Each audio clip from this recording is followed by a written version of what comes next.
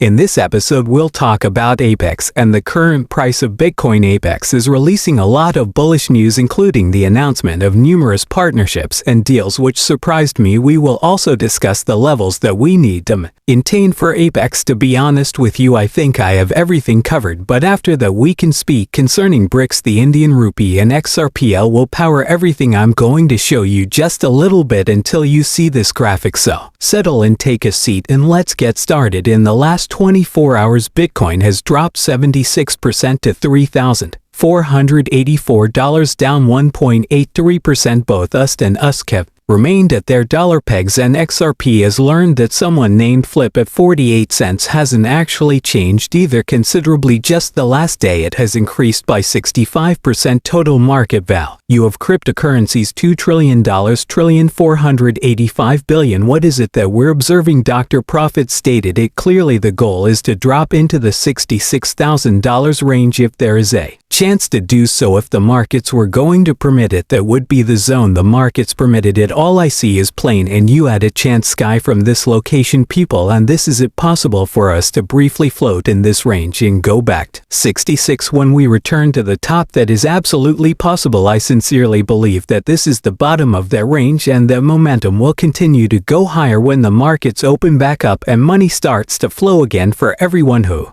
hasn't been paying attention to Bitcoin or is losing out because, well, they're just too busy with their personal lives, 74K is the magical number. Cryptocurrency has not yet been launched on a tier 1 exchange. You will be staking for it, so it will be as if you are purchasing it at a pre-sale price. Okay, so you get it. I'm not interested in staking for nothing term at pre-sale yet. The item is yours before. If you don't want to stake, the majority of people will be able to purchase it from the 90s cartoon remix. I'm thrilled about this partnership with Ripple, so please let me know whether you can still get XRPD back on those Brad garlinghouses. The real world of these ARX financial institutions is becoming more tokenized assets on layer 1, such as the XRP ledger, and regulated companies like Arxis, and I see exponential growth in all of these areas. Here's a link to view them in the future on stage. It's while I am currently speaking about the tokenization of real world assets. Do you believe they will use the XRP ledger? Why do you think they are? Well, folks, do you believe they get a free pass to advertise their project without using the XRP ledger? Who do they represent? The first cryptocurrency exchange in a UK to be registered using the British pound and other cryptocurrencies including Ethereum and Bitcoin. Examine it. How are you doing? If we can exchange, what is right in your opinion? A large splat in the center resembles the former Twitter logo. It's a sort of ramp. XRP. We are aware of all the work Ripples has been conducting in the UK, as well as the trials they have conducted 5 years ago with the Bank of England, and now at this stage in now the first ever registered cryptocurrency exchange is appearing in the UK. As you can see, the markets are changing, and I can assure you that every exchange you see will either be acquired or go out of business. In the US, this has already happened, forcing the majority of exchanges to close and leave the nation. At this point, there are only really two: Coinbase and Gemini. Yes, you can say that we have upholden Binance, but even though they force them to shut down the ability to transfer physical cash, you can only trade cryptocurrency assets. What they're really doing, though, is preparing this for an institutional takeover. They know where the money is going to be made, and that's through these exchanges, right? So people come and take a portion of your money from trading, and they're